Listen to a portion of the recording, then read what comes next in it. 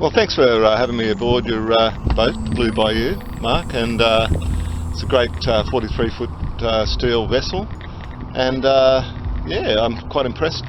It's a beautiful, beautiful vessel. I love it. I don't know if I call it beautiful at the moment. It's a construction site. It'll be beautiful eventually, but yeah, come and have a look around if you want. Yeah, and yeah, I'd like to sort of see what work you've done as well. No worries. Well, this is where me and the wife hang out once the kids have gone to bed. We get out here and sometimes have a little charcoal barbie to keep our feet warm and a couple of drinks and talk about how great we are and stuff and where we're going to go. It's a beautiful seat. Did you varnish that? Bit of varnish, yep. That's beautiful, Beautifully done. Got to have the boat bling. You've got to have a few shiny things around. It looks really nice, and I noticed it looks like you've varnished all around the outside as well. All the tin work down the side there. Oh, this thing, yeah, that's not meant to be up there. It's just moved out of the way while we're fixing some rust. Varnish that up. Beautiful timber. What sort of timber is that? Mahogany or something? Yeah, I don't know much about wood, to be honest. Someone told me it was spotted gum. Oh, okay. Yeah, beautiful dark timber. 8 coats of varnish or something. You can't do it when it's rainy, you can't do it when it's sunny, and you can't do it when it's windy, so it's quite tricky. I just ignore all those rules. Sounds like some good excuses to enjoy the water. On the can, apparently. I want a job like that, with a job description like that. All right. So this all looks new, this stainless steel. Yeah, this is the cockpit. As you can see, it's a construction site. We've just got old tarps up here at the moment. This framework is going to support, this is going to be all enclosed here, basically. This is what they call a Dodger and a Bimini will be going here. So this will all be canvas with windows. We built this thing here. This is a new addition. I made this with a friend of mine. Oh, okay. Just out of laminated plywood and coated with fiberglass. Ah. I was quite proud of that, actually. It came out really nice. But Nice. the Dodger is the canvas work's going to attach to that and go over all this framework. It's around about $8,000 just for that canvas and framework, believe it or not. Gee. Well, it'll last anyway, it's stainless steel. Yeah. That's great. Well, that way we'll be able to sail in really bad weather and we won't get frozen and wet and all the rest of it. Yeah, that's great. And into the interior, to the lounge room. Is that what this space would be called? A lounge room? Or? Well, you know, there's all jargon with boats. I try not to use it, to be honest, because I think it's a bit wanky. But this is the main saloon. If you Main want to be technical. saloon. Yep, that's what they call it. It's just a lounge room. Well, it's certainly spacious. It's, as I was saying before, it's like the TARDIS. You walk in and you just can't believe there's this much space here. There's a lounge, there's computers, there's books, and a couple of little ones, and toys, and it's all very much a living and a working environment, that's for sure. Beautiful. Yeah, I love the timber work. It's got a lot of headroom. That's one unusual thing about this boat. Well, the ceiling's been torn off at the moment, of course, but most boats, even big ones, you crouch or you might just have enough headroom. So it's very unusual to have this much headroom.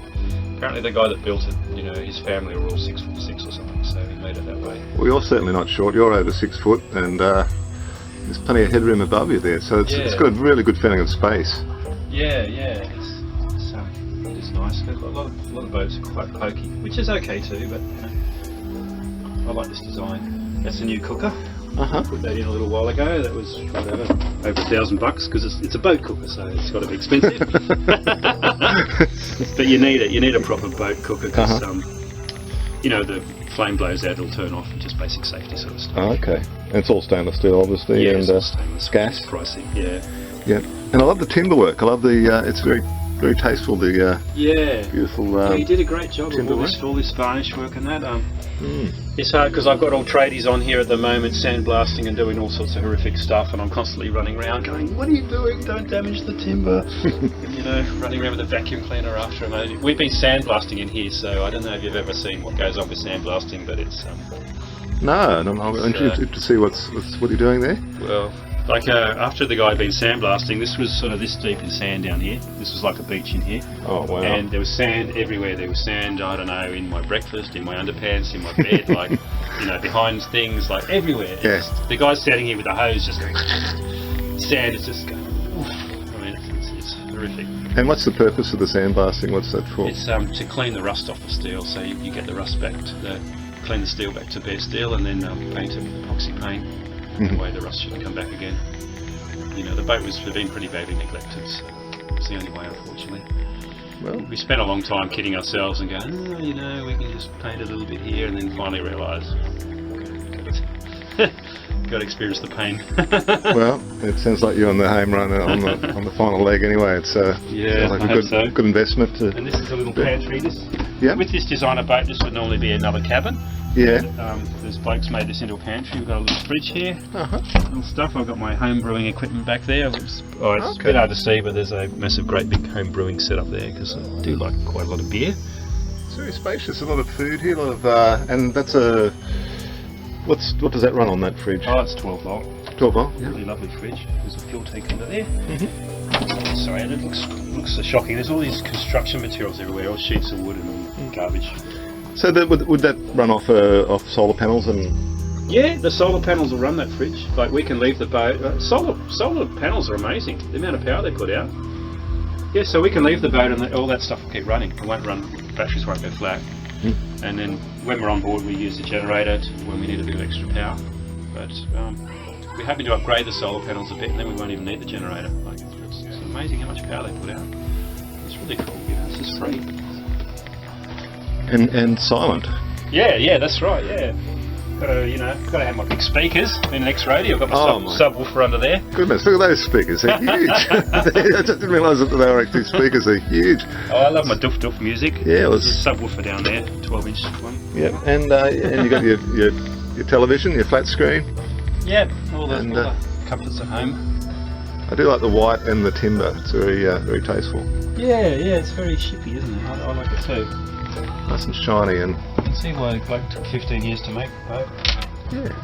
And then we've got our little bathroom here. You've got the shower here, and once again it's under construction with the ceiling removed. It's quite spacious. The light on. Oh, well, I've seen, there's enough room just to have a shower like this.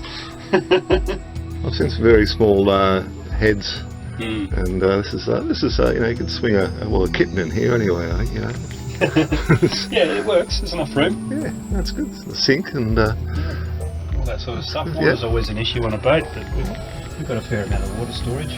So we're moving up to the bow of the boat. This is the cabin, or the kids' bedroom, as I would refer it to. Okay. And so you can see we've done stuff to keep the kids safe. These things are called lee boards. These stop the kids being able to fall out of bed too easily. And how old are your kids?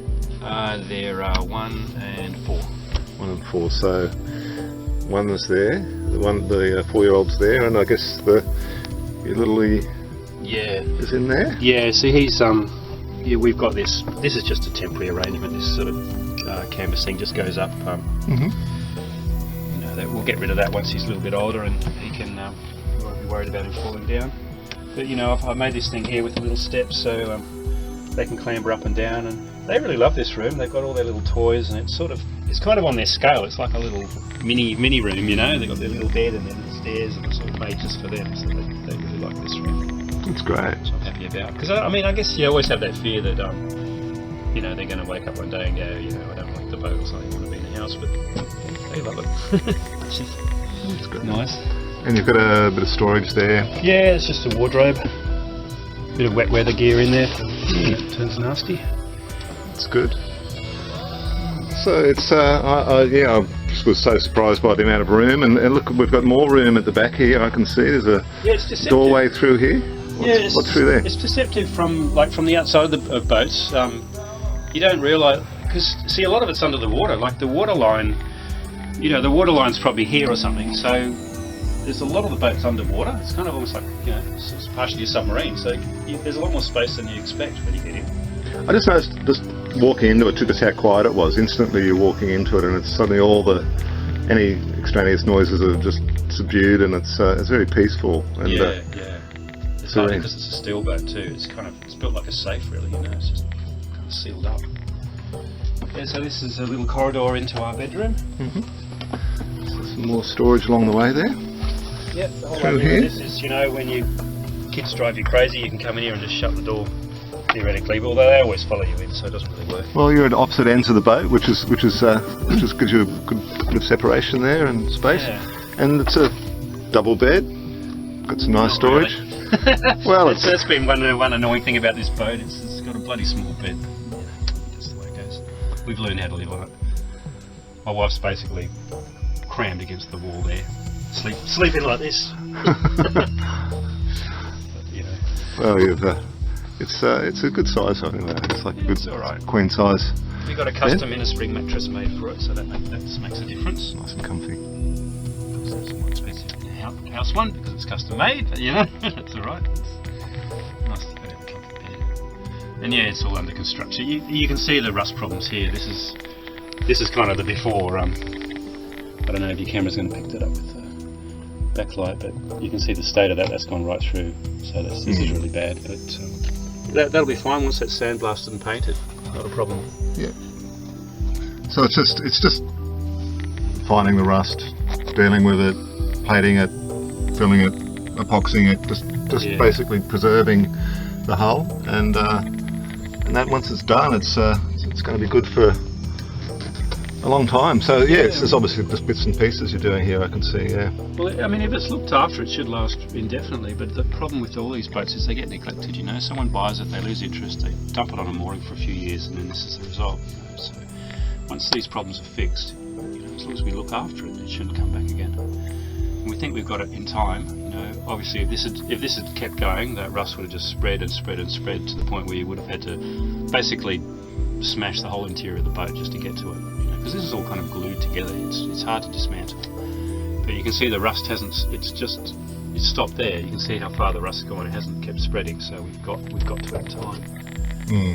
You know, if we'd have taken this off and the rust was just vanishing off down under there, then we'd be like, oh god, we've got to keep going. Yeah. So it's about timely maintenance and you know it's getting it done and getting it sealed from the elements. Yeah. Look, I've got to say, I bloody hate rust though. I really, really hate rust.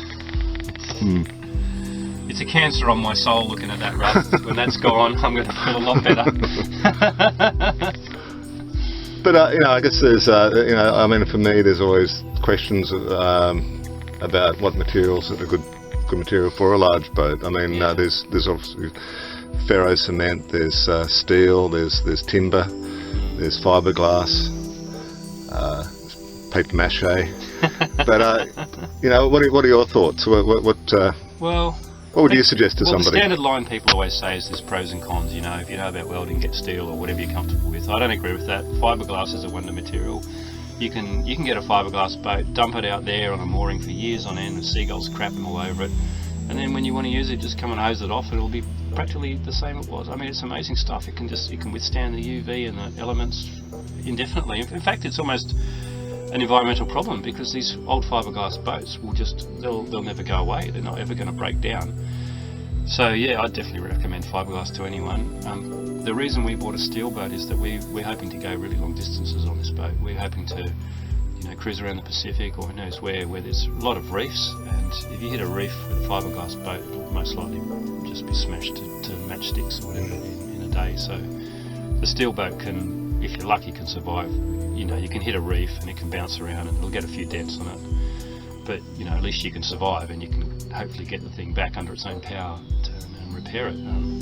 I mean, one of the most amazing things I saw was a yacht that had been hit by a container ship, like T-boned. You know, the yacht's cruising along and the container ship went straight into the side of it, doing 20 knots. And the yacht had this massive, enormous dent in the side of it, but they just motored back to port. Like, it didn't break it, you know, and they repaired it. It was a steel boat, and they cut all the bent steel out and just put new plated steel in there, and the boat was fine. And you know, there's no other material that'll do that. Like, the steel isn't brittle, it's flexible. It's just like a tin can. You can squash it, but it won't break. And when you're hundreds of miles off the coast, that's probably more important than anything, isn't it? I mean, life, you know, you can always repair a boat, but I guess it's better than just losing the boat altogether as well. Yeah, well, you know, I've heard so many tragedies like that. I mean, it's a difficult trade-off, you know. Fiberglass is good. I mean, the maintenance issue is a big one, you know. I mean, I'm not really an expert. I've ended up going for steel because I was really worried about safety. And I think a lot of people in their kind of boating experience go through that. They read all the books about the disasters and all that. Like I've read all that, about boats sinking and all. I love reading all those disaster stories, but it makes you go, oh God, I want the safest boat possible, so you get a steel one. Then you realise, well, you don't smash into reefs because you're careful, and steel's a pain because of the rust, and then you go for a fiberglass one, so I don't know.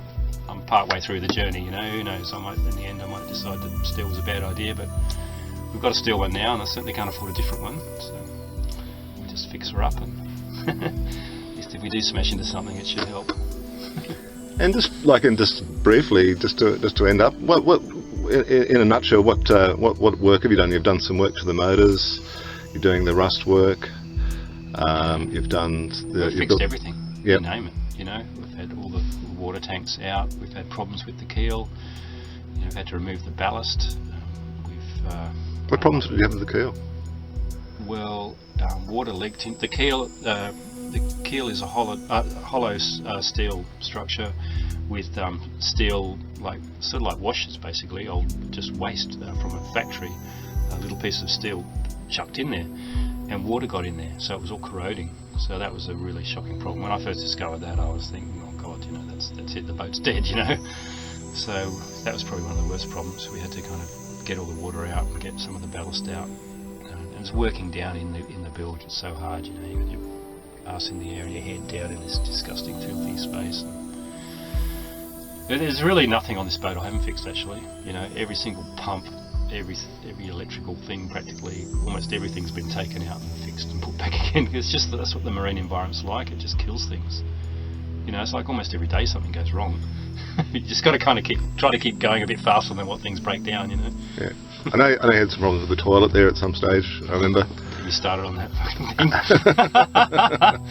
Yeah, it was when we first bought the boat, and it was New Year's Eve. Up on the harbour, we had all our friends, aren't we great? Look, we're on a yacht, isn't this wonderful? Having cocktails or whatever it was. And next thing, someone comes up and, those words that the boat owner fears the most. Oh, the toilet's not working. Sure enough, someone had chucked something in there, and I had to pull it all apart. But I basically ended up standing in human effluent for hours, like a puddle of it in there, while I was fixing it all, covered in the stuff. And my Russian mate at the end of it all, he's going, you don't smell too good, you need to have a wash. This was after I'd had like 2 or 3 showers, so it's just disgusting. It's just disgusting. Like in a house, you just push a button and the stuff vanishes. We've got to deal with it here ourselves somehow. It's not good. Well, on that note, I think it just shows your dedication to this journey. Well, Mark? It's so deep now, I can't stop now, can I?